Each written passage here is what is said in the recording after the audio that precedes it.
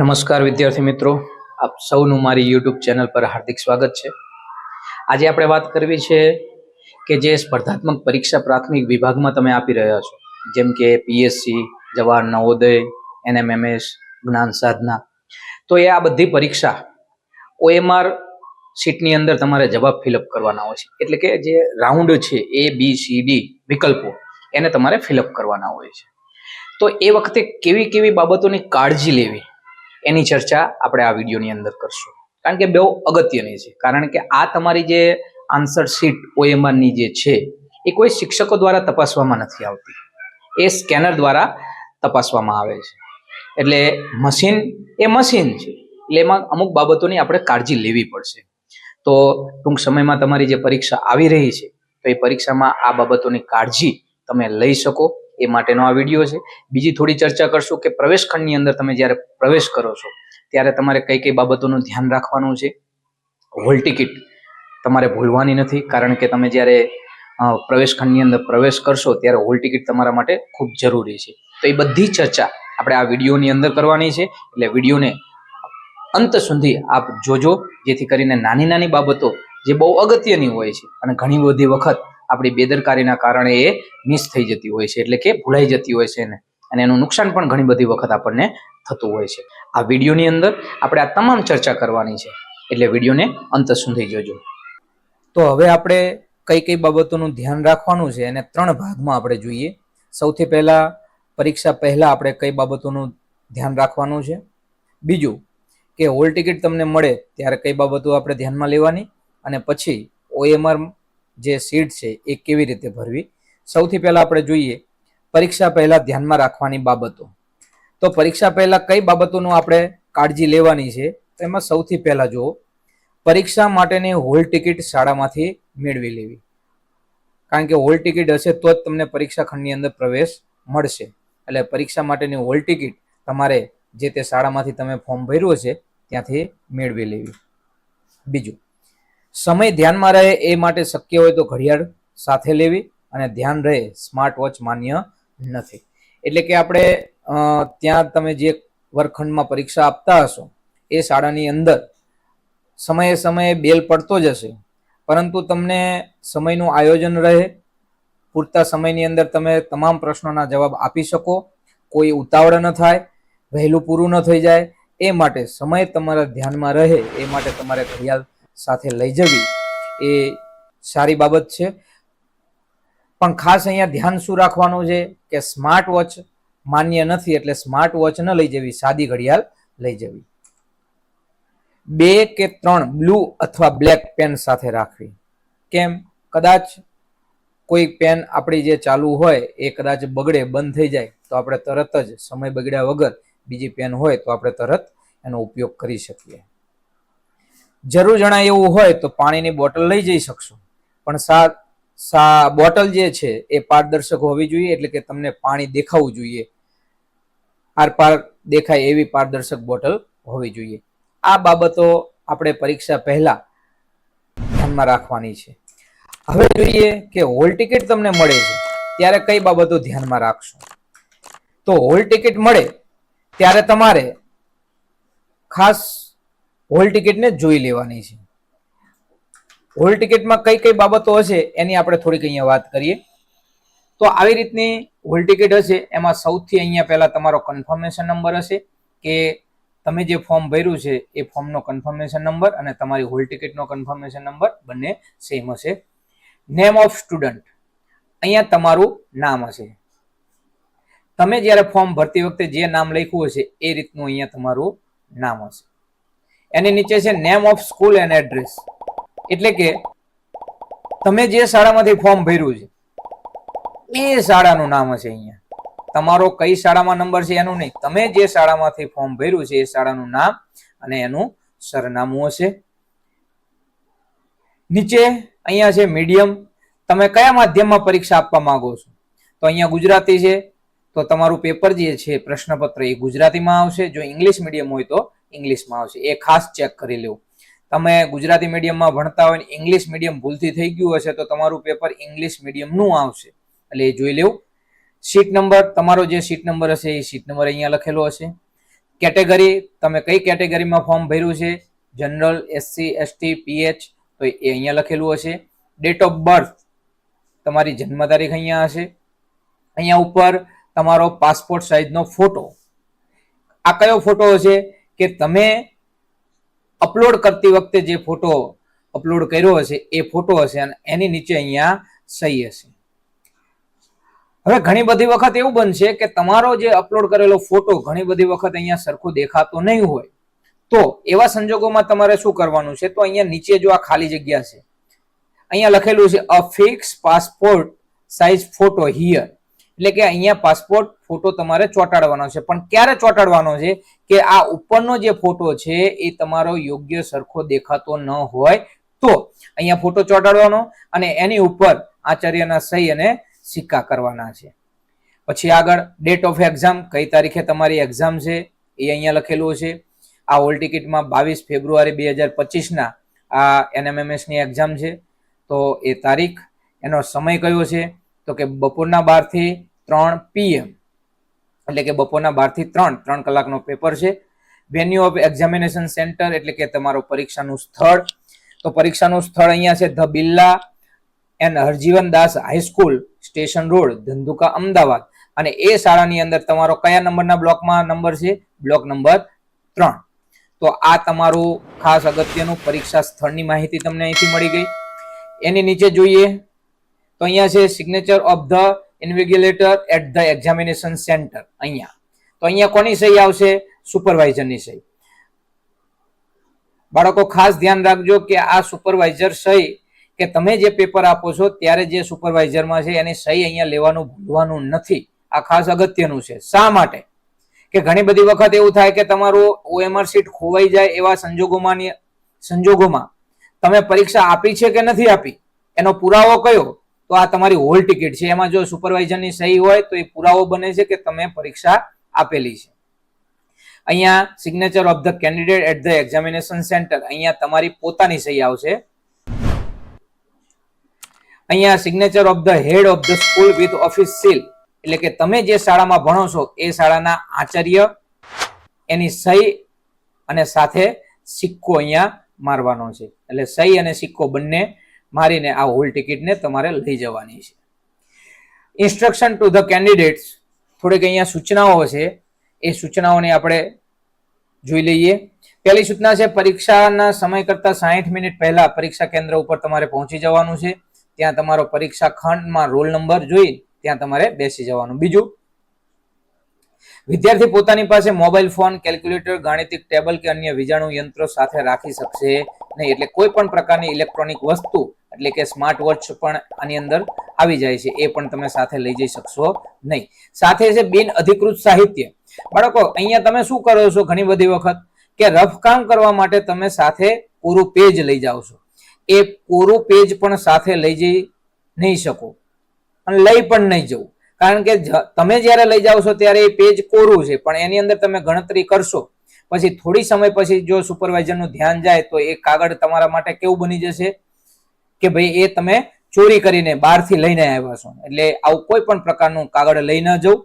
તમારે રફ કામ કરવું હોય તો તમારા માટે પ્રશ્નપત્ર જે આવે છે એ પ્રશ્નપત્રની અંદર કોરા કાગળ હોય જ છે, ત્યાં કરવું, અથવા આજુબાજુ જે જગ્યા દેખાય ત્યાં તમે કરી શકો છો. પ્રશ્નપત્રમાં દરેક પ્રશ્નનો 1 ગુણ છે.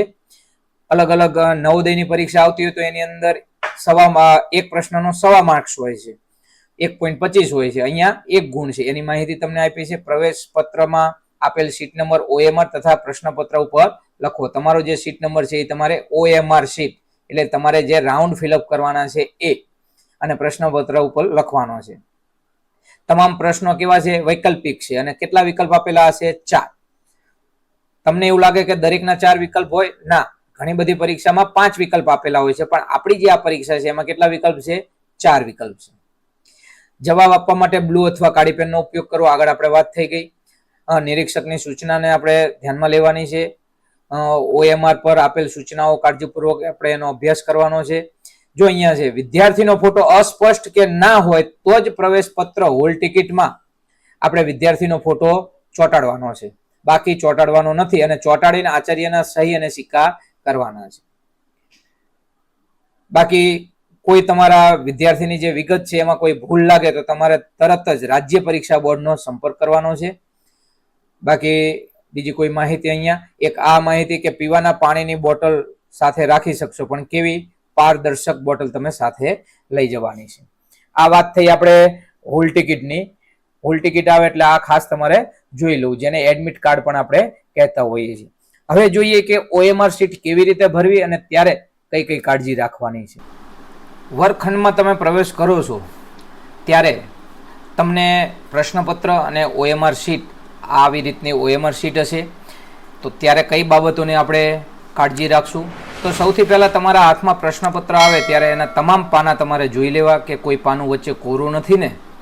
ઘણી બધી વખત જો કોરું પાનું આવી ગયું અને વચ્ચેના 7-8 પ્રશ્નો જો ન હોય તો ત્યારે તમે મુશ્કેલીમાં મુકાઈ શકો છો, કારણ કે ત્યારે બીજીની પ્રિન્ટ કાઢીને તમારી સુધી આવે તો તમારો સમય પણ બગડે. એટલે સૌથી પહેલાં જ આપણે એ ચેક કરી લેવું. OMR શીટની અંદર જોઈ લેવું કે 180 માર્ક્સનું પેપર છે તો અહીંયા 180 માર્ક્સના OMR શીટના વિકલ્પો આપેલા છે કે કેમ. તો આવી રીતની OMR શીટ હશે. કદાચ આનેથી થોડો ઘણો ફેરફાર પણ હોઈ શકે, પણ એની જે રીત છે એ તો આવી રીતની જ હશે. જો જોઈએ તો સૌથી પહેલાં આપણે શું કરવાનું છે, તો OMR ની અંદર ખાસ તમારે એ ધ્યાનમાં રાખવાનું કે OMR શીટ ઉપર વધારાના કોઈ પણ પ્રકારના લીટા ન થાય કે OMR શીટ વળી ન જાય, એની ખાસ કાળજી રાખવાની છે. સૌથી પહેલાં આપણે કરશું માહિતી જોઈએ તો અહીંયા સૂચના જે તમને OMR શીટના આપેલી હશે એ સૂચના બધી વાંચી જાઓ. જે સૂચના લગભગ આપણે આગળ જે જાણ્યા એ બધી એ સૂચનાઓ હશે. અહીંયા એક્ઝામ્પલ આપેલું કે તમે કેવી રીતે આ આપણું જે રાઉન્ડ છે એને પૂર્ણ કરવાનું છે. આવી રીતે ગોળ આખું પૂર્ણ કરવાનું છે. આવી રીતે જો અડધું કર્યું હશે તો એ ખોટું છે, આવી રીતે અડધું કર્યું હશે ખોટું છે, એક પ્રશ્નમાં 2 થયા હશે તો પણ ખોટું છે. અહીંયા સ્ટેટ કોડ તમારે લખવાનો નથી, એ ઓટોમેટિક ત્યાં આવેલો હશે. મીડિયમ તમારે સિલેક્ટ કરવાનું છે કે તમે કઈ મીડિયમમાં એક્ઝામ આપી રહ્યા છો, ગુજરાતી મીડિયમ કે ઇંગ્લિશ. તમે અહીંયા ગુજરાતી આપતા હોય તો અહીંયા પહેલાં ગુજરાતી લખી નાખવાનું છે આખું, અને પછી આ જે રાઉન્ડ છે એને ગોળ આવી રીતે કરી નાખવાનું છે. રાઉન્ડ કરતી વખતે પહેલાં બહારની સાઈડ આપણે આવી રીતે ગોળ કરી નાખો અને પછી અંદર તમે ફિલઅપ કરી નાખો. બરોબર છે. ઘણી બધી વખત તમારા પ્રશ્નપત્રનો નંબર હશે, અલગ વિભાગ હોય છે A B C D. તો તમારું પ્રશ્નપત્ર કયા A છે, B સેટ છે, C છે, તો એની પણ અહીંયા માહિતી ઘણી બધી વખત આપેલી હોય છે. તો એ માહિતી પણ તમારે ભરવાની રહેશે જો આપેલી હોય તો. સીટ નંબર અહીંયા તમારે પહેલાં આંકડામાં લખવાનો છે. ધારો કે તમારો સીટ નંબર આવી રીતનો છે 351 0 0 60, તો પહેલાં આવી રીતે લખી નાખવાનું. તો એની નીચે આવી રીતે ઊભી લાઈનમાં 0 થી 9 સુધી આંકડા લખેલા છે. તો એ શેના માટે છે? તો તમને મિત્રો જણાવી દઉં કે આ તમારું પેપર કોઈ શિક્ષક નથી જોવાના. આ તમારું પેપર શેમાં જોવા છે? સ્કેનરમાં. તો સ્કેનરમાં સીધો તમારો સીટ નંબર ઓટોમેટિક આવી જાય અને એની અંદર તમારા જે માર્ક્સ છે એ ઓટોમેટિક એમાં ફિલઅપ થાય, એ માટેની આ સિસ્ટમ છે. તો અહીંયા આપણે શું કરવાનું છે, તો કે આ પહેલો જે નંબર લખ્યો 3, તો એની નીચેની જે 0 થી 9 સુધીની આખી લાઈન છે એની અંદર 3 નંબર છે, એને આપણે ફિલઅપ કરવાનો છે. આ 3 નંબર આવી રીતે તમે ફિલઅપ કરી શકો છો. બરાબર. પછી 5 નંબર છે તો એ લાઈનમાં 5 નથી કરવાનો, પણ 5ની નીચે જે 0 થી 9 સુધીના નંબર છે એમાં આપણે 5 નંબર કરવાનો છે. એ કરતી વખતે પહેલા આવી રીતે બહારનું ગોળ કરી નાખવું, પછી અંદર તમે આવી રીતે ગોળ ગોળ કરીને પણ કરી શકો છો. પછી એની બાજુમાં 1 છે,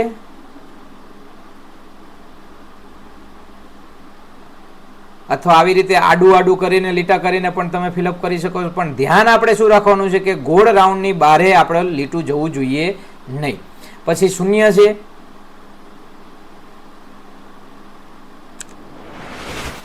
પહેલા આપણે બહારની રાઉન્ડ આવી રીતે કરી નાખશો તો એ આપણને સરળ પડશે. અને પૂર્ણ ગોળ કરવાનું છે, વચ્ચે ક્યાંય થોડુંક ખાલી રહી જાય નહીં, એનું પણ કાળજી રાખવાની છે. અહીંયા પણ 0 છે તો આપણે 0 ને ફિલઅપ કરીએ છીએ. પછી 6, તો 6 અહીંયા છે તો એને આપણે ફિલઅપ કરીએ.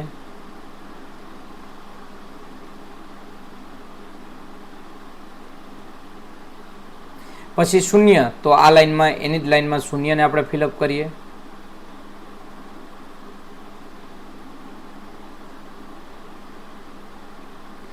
તો આવી રીતે તમારે આ સીટ નંબર તમારો ફિલઅપ કરવાનો છે.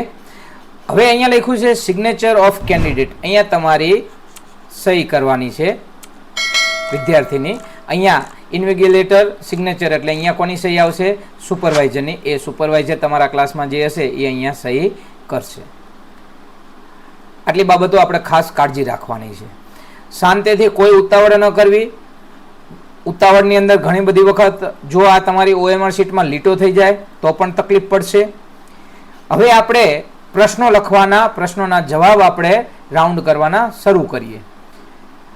વિદ્યાર્થી મિત્રો, બને ત્યાં સુધી તમે પેનનો, જાડા પોઈન્ટ વાળી પેનનો ઉપયોગ કરશો તો તમને રાઉન્ડ ફિલઅપ કરવામાં બહુ સરળતા રહેશે. ચાલો આપણે જોઈએ. શાંતિથી પહેલા પ્રશ્ન વાંચવાનો. પ્રશ્ન વાંચ્યો, ધારો કે પહેલો પ્રશ્ન વાંચ્યો અને એનો જવાબ આવે છે બી, તો આપણે બી ને આવી રીતે ફિલઅપ કરશું.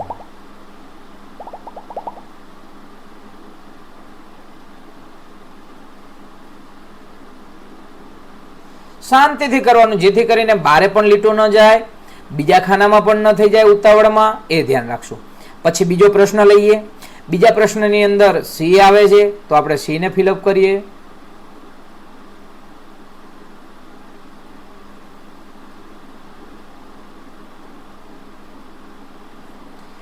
ત્રીજા પ્રશ્નની અંદર સી આવે છે તો આપણે સી ને ફિલઅપ કરીએ ફરી પાછા.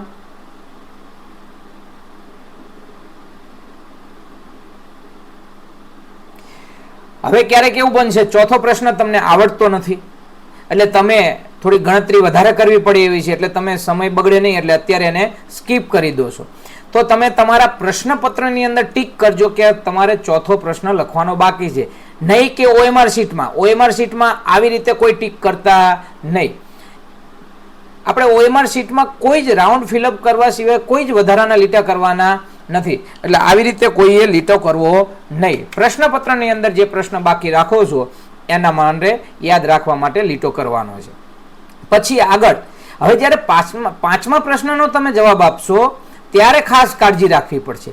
ઉતાવળમાં તમે પાંચમો પ્રશ્ન વાંચો, એનો જવાબ તમને આવડી ગયો, સરળ પ્રશ્ન છે એટલે ઉતાવળમાં તમે શું કરશો કે પાંચમા પ્રશ્નનો જવાબ શું આવે છે? ડી. એટલે તમે સીધા શું કરશો? ડી ને ઘૂંટવા માંડશો. આવી રીતે ડી તમે ઘૂંટી નાખો. પણ જો તમે ડી કયા પ્રશ્નનો ઘૂંટ્યો? ચોથા પ્રશ્નનો. કારણ કે ચોથો પ્રશ્ન આપણે બાકી રાખ્યો હતો. એટલે હવે તમને કદાચ ચોથો પ્રશ્ન આવડે અને એનો જવાબ બી આવતો હોય અથવા એ આવતો હોય અથવા સી આવતો હોય.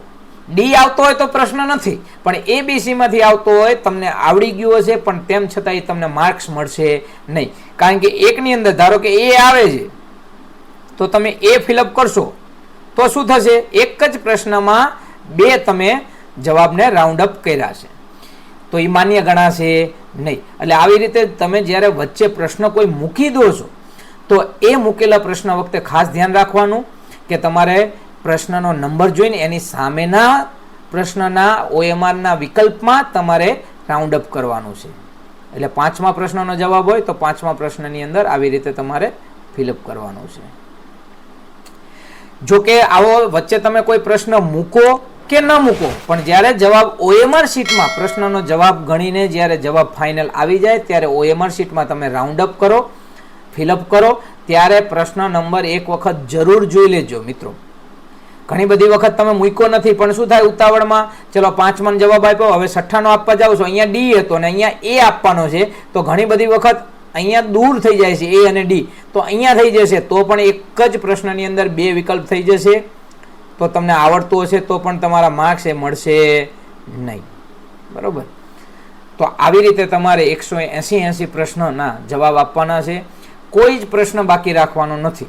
વચ્ચે તમે અમુક પ્રશ્ન છોડી દો, નથી આવડતા તમને, કોઈ વાંધો નહીં, છેલ્લે તમને ટાઈમ વધે ગણતરી કરો તેમ છતાં જવાબ નથી આવતા તો એને કોરો મૂકીને આવતા નહીં, કોઈ પણ જવાબ આપી દેજો. શા માટે? કદાચ તમારો એ પ્રશ્ન સાચો પણ પડી જાય અને આ પરીક્ષાની અંદર કોઈ એવું નેગેટિવ માર્કિંગ હોતું નથી. હા, નેગેટિવ માર્કિંગ એટલે શું કે તમને સાચા જવાબ આપો છો એના માર્ક્સ મળે છે, જ્યારે ખોટો જવાબ આપો છો એના અમુક માર્ક્સ કપાય છે. તો એવું તો આપણે આ પરીક્ષામાં કોઈ છે નહીં. આ NMMSની પરીક્ષામાં નથી આવતું, જ્ઞાન સાધનામાં એવું નેગેટિવ માર્કિંગ નથી આવતું, PSCમાં નેગેટિવ માર્કિંગ નથી આવતું. જનરલી આપણી જે પ્રાથમિક શાળાની અંદર પરીક્ષા લેવાય છે એમાં કોઈ નેગેટિવ માર્કિંગ હોતું નથી. એટલે દરેકે દરેક પ્રશ્નના જવાબ આપવાના નથી આવડતા તો એ પણ છેલ્લે કોઈ પણ ABCD માંથી 4 વિકલ્પમાંથી ગમે તે એક વિકલ્પ તમારે ફિલઅપ કરીને આવવાનું છે. આશા રાખું છું કે લગભગ તમને આ OMR શીટ કેવી રીતે ફિલઅપ કરવી એની માહિતી મળી ગઈ હશે. કઈ કઈ બાબતોની આપણે કાળજી રાખવાની છે એની પણ માહિતી મળી ગઈ હશે. તો 180 પ્રશ્નો જે આમાં છે તો એ તમે જવાબ આપી દેજો. ફરી પાછા શાંતિથી કોઈ પણ પ્રકારની ચિંતા કર્યા વગર પરીક્ષા આપવી અને આશા રાખું કે તમે જે તૈયારી કરી છે એ પ્રમાણે તમારું પરિણામ ખૂબ જ સરસ તમને મળે અને તમે આ પરીક્ષાની અંદર સફળ થાઓ એવી અપેક્ષા સાથે આભાર.